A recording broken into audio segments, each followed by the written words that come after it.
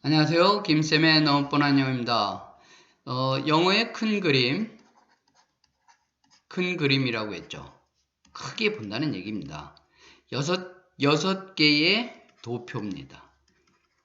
지금 1, 2, 3, 3개를 제가 강의를 했고요. 시리즈로 이번에는 네 번째 절이라는 것에 대해서 절은 어떻게 생겼는지 그것에 대해서 알아보려고 하는데 일단 이 강의를 지금 1, 2, 3을 못 들으신 분들은 앞에 강의를 꼭 6개밖에 안 되니까 모두 합쳐서요. 다 끝나면.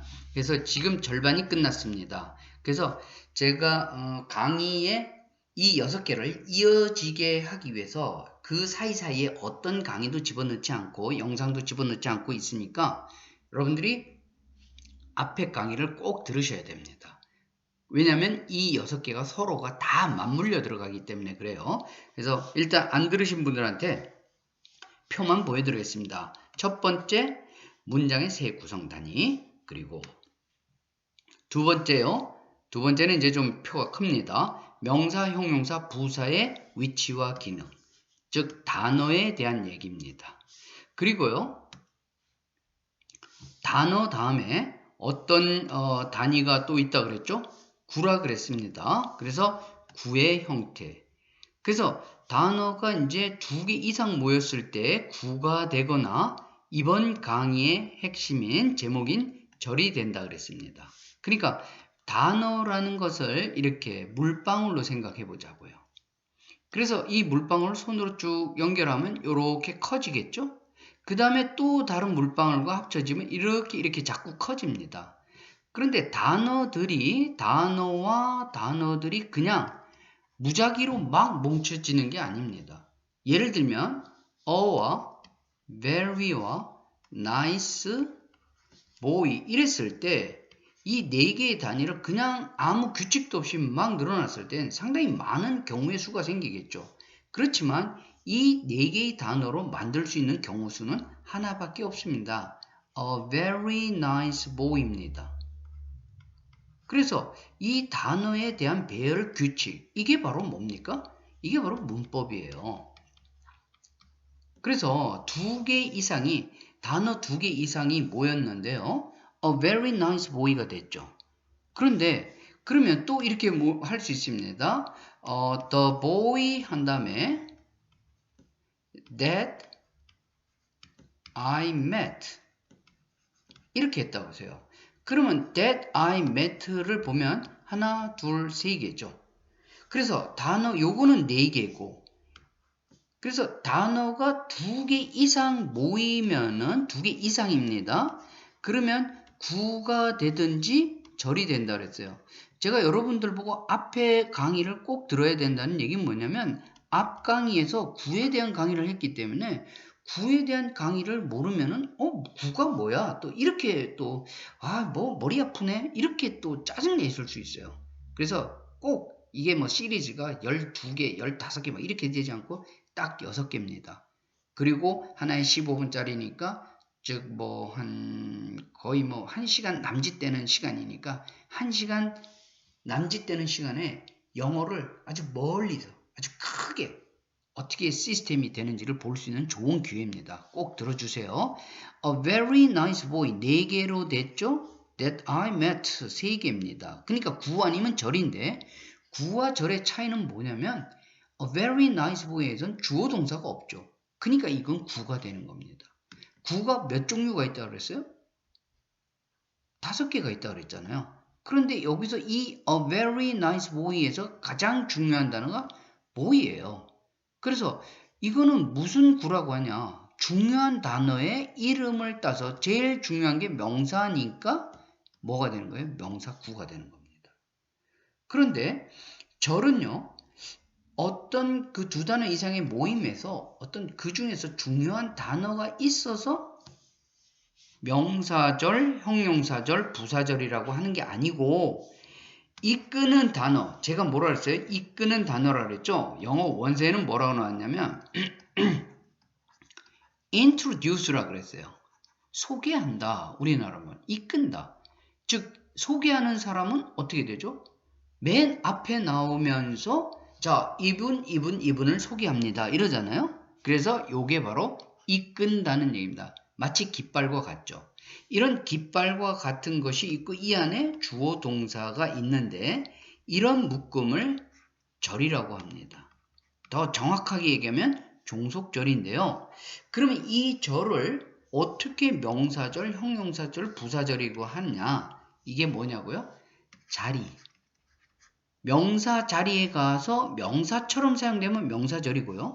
형용사 자리에 가서 형용사처럼 사용되면 딱 한 군데밖에 없습니다. 형용사절은 명사 뒤에서 위치하면서 얘를 이렇게 수식하는 거예요. 이게 형용사절입니다. 그리고 부사절은 아까 부사의 자리 배웠었죠? 부사의 자리. 그러니까 요 강의를 듣지 못해서 명사 자리가 어디고 형용사 자리 어디야? 부사의 자리 어디? 이 위치와 기능을 모르면 지금 절에 대한 강의를 이해할 수가 없는 겁니다. 그래서 6개가 아주 꽉 맞물려 들어가 있는 그림이에요. 그러면서 요거 말고 다른 것도 있겠지만 이끄는 단어 그래서 한 3, 40개밖에 안 되잖아요. 요걸 외워놓으면 참 좋겠죠. 그리고 이제 마치 이 깃발은 뭐냐면 우리가 이렇게 해보세요. 여행사가 세 군데 서로 다른 여행사가 어떤 경복궁을 다 같이 가게 됐어요.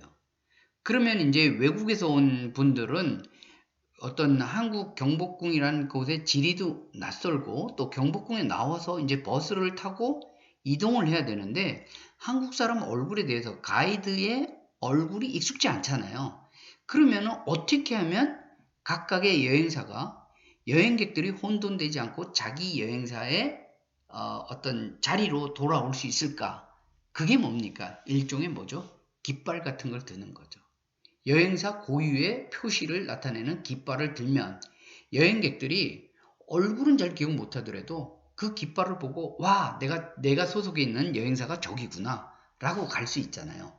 길을 안 잃고 바로 그거와 같습니다. 그런데 제 개인적으로 참 이 안타까운 게 또 뭐냐면 영어 문법이 이랬으면 좋겠어요.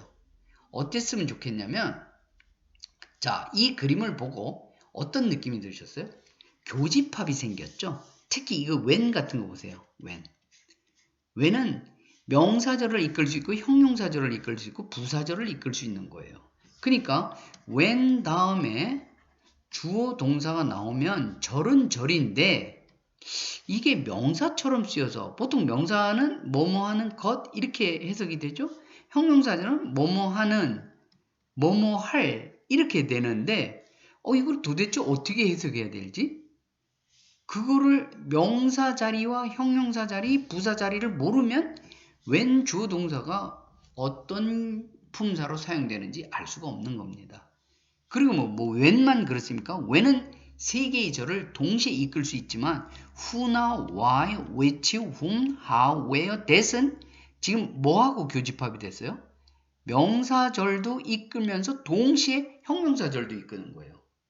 그래서 또 whether, whenever, if, wherever는 명사절을 이끌 수 있지만 동시에 부사절도 이끌 수 있어요.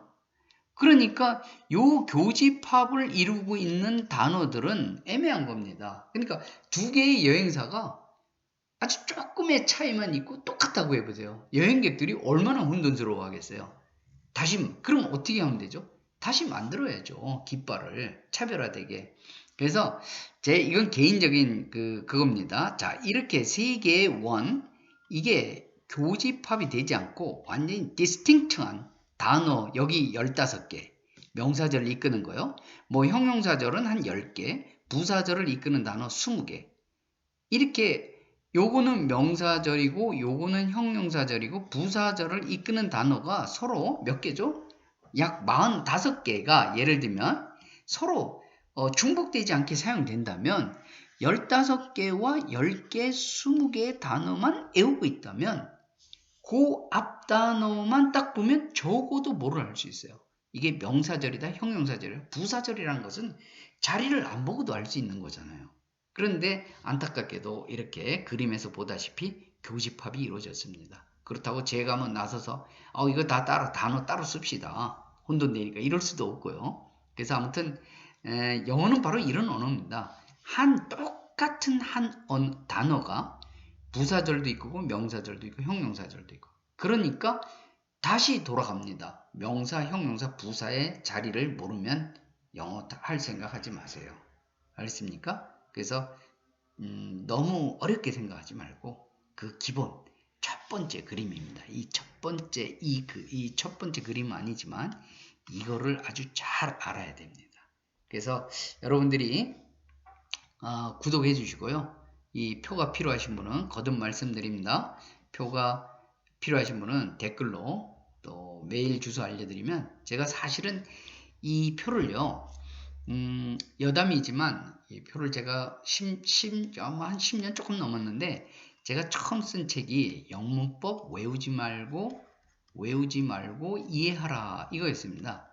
그래서 제 강의는 외우지 말고 이해하라였는데 이 책의 근간은 바로 이 6개의 표를 구체적인 문장을 가지고 설명했다고 보면 되는 겁니다. 그러면서 안타까운 게 뭐냐면 이 표에 대해서 저작권을 좀 행사하려고 그때 이 책에다가 뒤에다가 좀 넣었으면은 자연스럽게 저작권이 행사되는 건데 그렇게 안 하고 한번 알아봤어요. 이 6개의 표를 제가 저작권을 좀 행사하려면 어떻게 하냐. 그러니까 뭐 한 100만 원 정도 든다 그러더라고요. 변리사 비용으로. 그래서 포기하고 제가 대학교에서 강의할 때 이미 이 그림 많이 활용하고 또 학생들이 요청하면 많이 줬거든요. 그래서 제가 그 황영카라고 아시죠?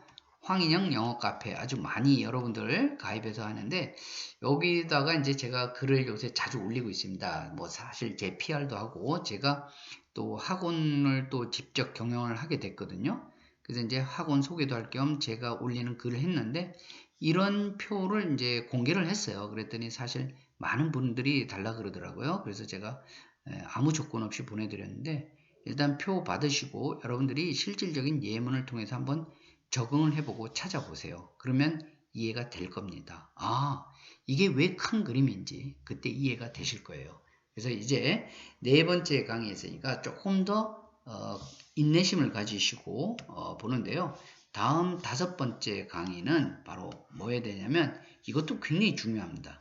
명사, 형용사, 부사를 우리 배웠죠? 근데 이 중요한 게 뭐냐? 처럼입니다. 명사, 형용사, 부사는 아닌데 마치 그렇게 사용되는 형태들 이게 어려운 거죠 사실. 그래서 다음 강의는 하려고 하니까 여러분들이 빠지지 말고 이제 2개의 강의만 잘 들으면 됩니다. 그래서 인내심 가지고 잘 들으시고 꼭 구독해 주시고 알람 설정해 주세요. 제가 한꺼번에 못 올리고 조금씩 텀을 두고 올리니까 여러분들이 구독을 하셔야지 알람 설정을 하셔야지 들을 수 있습니다. 좋아요 그리고 댓글로 이 표에 대한 뭐 좀 이 표도 지금 계속 수정 중이거든요. 이게 좀 부족한 부분이 있으면 말씀해 주시면 제가 또 반영을 하겠습니다. 감사합니다.